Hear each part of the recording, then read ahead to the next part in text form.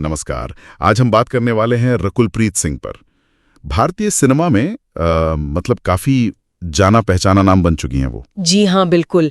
South से लेकर हिंदी फिल्मों तक हर जगह उनकी मौजूदगी है। हाँ, और हमारे पास ना एक काफी अच्छा विस्तृत लेख है, रकुल प्रीत सिंह, सौंदर्य, मेहनत और सफलता।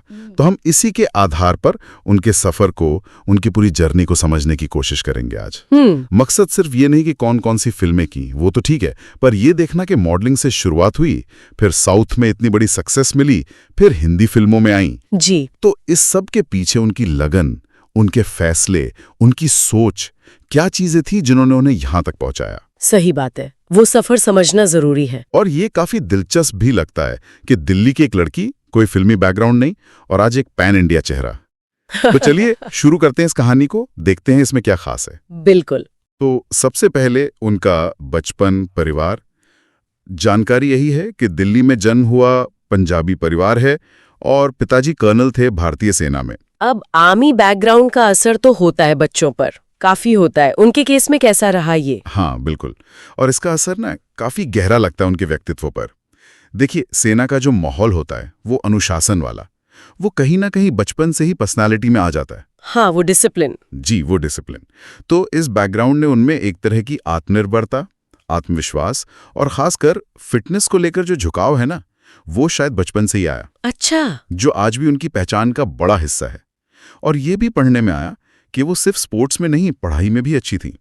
आर्मी पब्लिक स्कूल धौलाकुआं से पढ़ी, फिर डीयू के जीसस एंड मेरी कॉलेज से मैथ्स में ग्रेजुएशन। मैथ्स। अरे वाह, मैथ्स। हाँ, तो एकेडमिक साइड भी स्ट्रांग थी। जी हाँ बिल्कुल। तो बुनियाद काफी मजबूत थी। लेकिन फिर मैथ्स की पढ़ाई और ये ग्लैमर वर्ल्ड, ये रास्ता कैसे बदला? मॉडलिंग तो काफी जल्दी शुरू कर दी थी, शायद 18 साल की उम्र में। ये कोई प्लान था या बस ऐसे ही हो गया? देखिए, जैसा लेख में है, लगता है कि शुरुआत में कोई बहुत सोचा समझा प्लान नहीं था। मतलब शायद पॉकेट मनी कमाने का एक जरिया सोचा हो, एक मॉडलिंग कॉन्टेस्ट में हिस्सा लिया। अच्छा। लेकिन वहीं शायद उनको पहली बार लगा कि अरे, मैं कैमरे के सामने ठीक हूँ, कॉन्फिडेंट हूँ। शायद वहीं वो स्पार्क मिला। फिर धीरे धीरे मॉडलिंग असाइनमेंट्स मिलने लगे, कुछ एड्स वगैरह किए, और फिर 2011 में फेमिना मिस इंडिया में हिस्सा लेना, वो एक बड़ा स्टेप था। हाँ, मिस इंडिया, वो तो काफी बड़ा प्लेटफॉर्म है। वहां तो उन्होंने कई टाइटल भी जीते थे ना, मिस ब्यूटीफुल स्माइल और भी कुछ। जी हाँ, सिर्फ मिस ब्यूटीफुल स्माइल ही नहीं, miss fresh face, miss talented जैसे कई और टाइटल्स। इससे पता चलता है कि उनमें सिर्फ लुक्स नहीं, बल्कि टैलेंट और एक अपील भी थी जिसे जजों ने नोटिस किया। सही। और इस मंच ने उन्हें एक नेशनल पहचान दी। एड्स के ऑफर्स बढ़े होंगे, और सबसे जरूरी, साउथ फिल्म इंडस्ट्री का ध्यान उन पर गया। तो कह सकते हैं कि यहीं से फिल्मों का रास्ता खुला। राइट। मॉडलिंग सिर्फ शौक नहीं रहा, एक तरह से सीढ़ी बन गया, फिल्मों तक पहुंचने की सीढ़ी। और पहला कदम, जैसा आपने कहा, कन्नड़ फिल्म गिल्ली से 2009 में।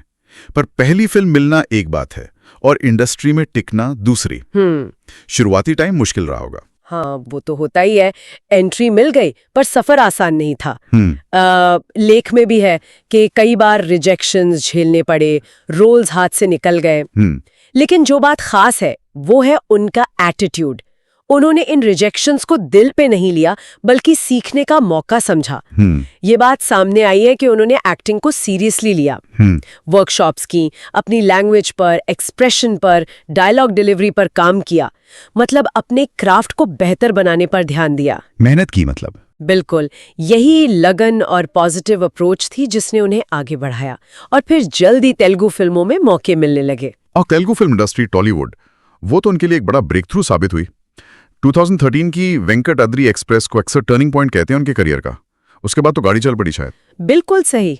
वेंकटाद्रि एक्सप्रेस हिट रही और रकुल को लोगों ने पसंद किया। उस फिल्म के लिए उन्हें बेस्ट एक्ट्रेस का फिल्म फेयर साउथ नॉमिनेशन भी मिला, जो एक नई एक्ट्रेस के लिए बहुत बड़ी बात है। हाँ, ये तो बड़ी बात है। उसने उनके लिए दरवाजे खोल दिए। फिर तो उन्होंने पीछे मुड़कर नहीं देखा। करंस थीगा, लॉकियम, किक 2 जैसी फिल्मों से पॉपुलैरिटी बढ़ी, और फिर एक ऐसा दौर आया जब उन्होंने साउथ के लगभग हर बड़े स्टार के साथ काम किया। अरे हाँ, कौन कौन थे? जूनियर एनटीआर के साथ नाना खुप्रे माथो, अल्लू अर्जुन के साथ वो एक्शन फिल्म सराइनोडू, रामचरण के साथ ध्रुवा, और महेश बाबू जैसे सुपरस्टार के साथ स्पाइडर। मतलब टॉप लीग में एंट्री हो गई थी। वाह, तो इन फिल्मों ने उन्हें साउथ की टॉप एक्ट्रेसेस में ला खड़ा किया। पर सिर्फ अच्छे प्रोजेक्ट्स मिलना ही काफी होता है या कुछ और भी था उनके सक्सेस में? नहीं, सिर्फ प्रोजेक्ट्स मिलना काफी नहीं होता, उन्हें भुनाना पड़ता है। और रकुल ने वो किया। उनकी स्क्रीन प्रेजेंस दमदार मानी जाती है, एक एनर्जी है उनमें जो पर्दे पर दिखती है। हाँ, वो तो है। डांसिंग स्किल्स भी काफी अच्छी हैं जो कमर्शियल फिल्मों के लिए जरूरी हैं। और उन्होंने सिर्फ एक जैसे रोल नहीं किए, अलग अलग तरह की भूमिकाएं ट्राई की। जैसे नन्नकू प्रेमथो में उनका रोल काफी अलग था, मैच्योर था। अच्छा। तो इस वर्सेटैलिटी ने भी मदद की। और हाँ, उन्होंने तेलुगु भाषा भी सीखी, जो बाहर से आए एक्टर्स के लिए अक्सर मुश्किल होता है। ये तो बहुत बड़ी बात है। तो साउथ में इतनी सक्सेस के बाद हिंदी फिल्मों की तरफ आना तो बनता था। बॉलीवुड डेब्यू भी 2014 में यारियां से हुई। वो फिल्म चली भी थी, पर बॉलीवुड तो अलग ही दुनिया है, कंपटीशन बहुत ज्यादा है। यहाँ पैर जमाना कितना मुश्किल रहा? मुश्किल तो रहा होगा। बॉलीवुड का इकोसिस्टम अलग है, कंपटीशन कहीं ज्यादा है। लेख से भी यही लगता है कि यारियां हिट होने के बाद भी उन्हें एकदम से बहुत सारे मौके नहीं मिले, थोड़ा वक्त लगा। पर उन्होंने कोशिश जारी रखी। 2018 में अय्यारी आई सिद्धार्थ मल्होत्रा के साथ, फिर मरजावान, रमेश सिप्पी की शिमला मिर्ची जो काफी लेट रिलीज हुई, अटैक जॉन अब्राहम के साथ, डॉक्टर जी आयुष्मान के साथ, थैंक गॉड कठपुतली अक्षय कुमार के साथ, ये सब फिल्में की। हाँ, लिस्ट तो लंबी है। जी, लेकिन वो फिल्म जिसने उन्हें हिंदी ऑडियंस के बीच सही मायने में पहचान दिलाई और उनके एक्टिंग को नोटिस करवाया गया, वो थी 2019 की दे दे प्यार दे। ओह हाँ, दे दे प्यार दे। वो तो काफी चली थी। अजय देवगन और तब्बू भी थे उसमें। उनके सामने टिकना आसान नहीं रहा होगा। बिल्कुल। और उस फिल्म में उनका रोल भी काफी अहम था। उन्होंने उसे बहुत अच्छे से निभाया। तब्बू और अजय देवगन जैसे वेटरन एक्टर्स के साथ स्क्रीन शेयर करते हुए भी वो काफी कॉन्फिडेंट लगीं। सही। उनकी कॉमिक टाइमिंग, इमोशनल सीन्स सब सराहे गए। इस फिल्म ने ये दिखाया कि वो सिर्फ ग्लैमरस रोल नहीं, परफॉर्मेंस वाले रोल भी कर सकती हैं। इसने यकीनन बॉलीवुड में उनके लिए बेहतर मौके बनाए। एक्टिंग के अलावा एक और चीज जो रकुलप्रीत सिंह से बहुत जुड़ी हुई है वो है फिटनेस। मतलब वो फिटनेस को लेकर बहुत सीरियस हैं। सोशल मीडिया पर भी दिखता है।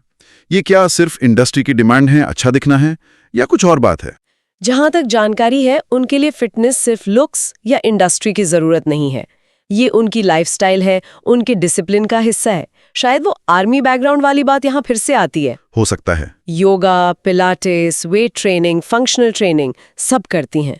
और ये सिर्फ खुद तक नहीं रखा, उन्होंने हैदराबाद और विशाखापट्टनम में F45 नाम की जिम फ्रेंचाइजी भी खोली है। ये उनके पैशन को दिखाता है। अच्छा, तो इसका असर उनके काम पर भी पड़ता होगा? बिल्कुल पड़ता है। उनका मानना है, जैसा लेख में भी लिखा है, कि सफलता उसी को मिलती है जो खुद को हर दिन बेहतर बनाने की कोशिश नहीं छोड़ता। अच्छी सोच है। हाँ, तो ये फिलॉसफी सिर्फ जिम तक नहीं, उनके काम में भी दिखती है। देखिए, फिटनेस से फिजिकली तो स्ट्रांग रहती ही है, जो लंबे शूट्स, डांस वगैरह के लिए जरूरी है, पर मेंटल टफनेस और डिसिप्लिन भी आता है। सही बात है। और ये फोकस और डिसिप्लिन इंडस्ट्री में लंबी पारी खेलने के लिए बहुत जरूरी है। तो हाँ, फिटनेस उनकी सक्सेस का एक इम्पॉर्टेंट पिलर है। फिल्मों और फिटनेस के अलावा उनकी पर्सनल लाइफ और सोशल एक्टिविटीज पर भी थोड़ी बात कर लेते हैं। पब्लिक फिगर हैं तो इन चीजों पर भी नजर रहती है। जी, पर्सनल लाइफ में तो उन्होंने काफी टाइम तक रिलेशनशिप को प्राइवेट रखा, पर 2023 में फिल्म मेकर जैकी भगनानी के साथ अपने रिश्ते को पब्लिक किया और फिर फरवरी 2024 में गोवा में शादी कर ली। हाँ, वो शादी काफी चर्चा में थी। जी, और एक्टिंग के अलावा वो कुछ सोशल इश्यूज से भी जुड़ी हैं। जानकारी के मुताबिक वो विमेन एम्पावरमेंट, बच्चों की एजुकेशन और फिटनेस अवेयरनेस पर बात करती रही हैं। अच्छा। सरकार के बेटी बचाओ बेटी पढ़ाओ और स्वच्छ भारत मिशन जैसे अभियानों से भी उनका जुड़ाव रहा है। उनकी बातों में, इंटरव्यूज में एक पॉजिटिविटी दिखती है। इस बारे में कुछ? हाँ, उनकी एक सोच जो बार बार आती है सामने, वो है मेहनत और ईमानदारी पर यकीन। उनका एक कोट है, अगर आप मेहनत और ईमानदारी के रास्ते पर चलते हैं तो सफलता देर से ही सही लेकिन जरूर मिलती है।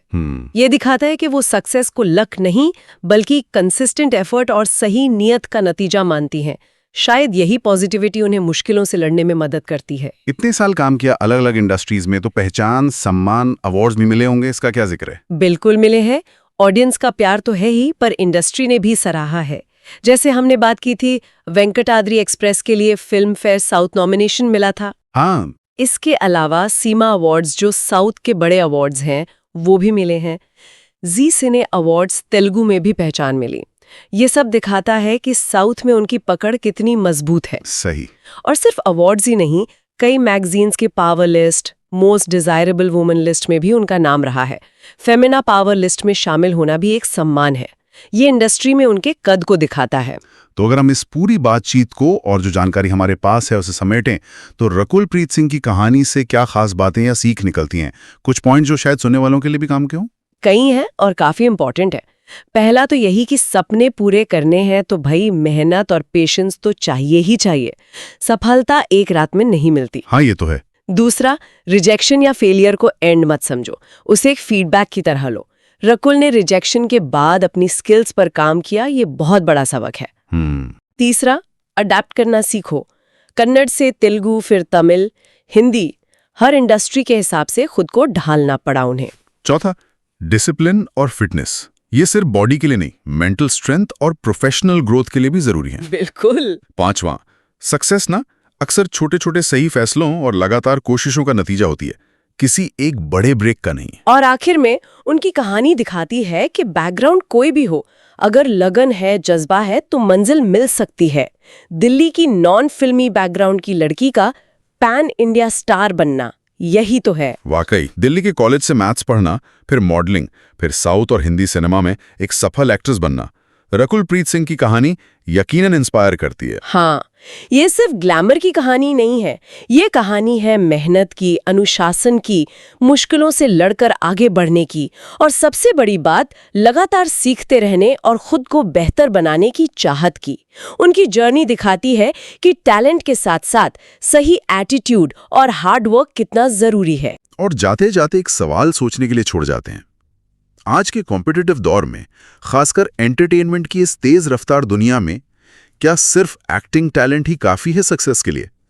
या फिर रकुल प्रीत सिंह की तरह अब सफलता के लिए एक मल्टी डायमेंशनल अप्रोच जरूरी हो गया है, जिसमें फिटनेस, अनुशासन, पॉजिटिव सोच, नेटवर्किंग, लगातार सीखना, इन सबका मिक्सचर चाहिए? सोचिएगा इस पर।